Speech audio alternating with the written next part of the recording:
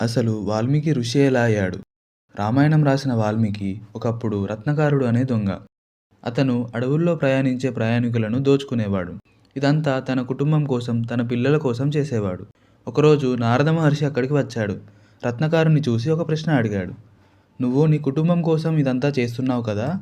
నీ పాపాన్ని నీ కుటుంబం పంచుకుంటుందా? ఇది విన్న రత్నకారుడు ఇంటికి వెళ్ళి అడిగాడు. వాళ్ళందరూ లేదు అని చెప్పారు. ఆ మాట విన్న రత్నకారుడి మనసు విరిగిపోయింది. నా జీవితమంతా మీకోసమే పనిచేశాను. కానీ నా పాపం మాత్రం నాది మాత్రమేనా? అని బాధతో అతని కళ్ళు నిండాయి.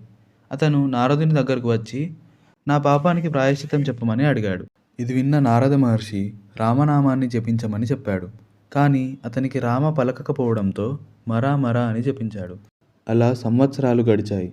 అతని చుట్టూ చీమలు మట్టితో గూడు కట్టాయి. అతను కదలకుండా తపస్సులోనే ఉన్నాడు. అలా వాల్మీకం అంటే పుట్ట నుండి పుట్టినవాడు కాబట్టి వాల్మీకి అనే పేరు వచ్చింది. ఒక దొంగ ఋషి అయ్యాడు. రామాయణం అక్కడే మొదలైంది.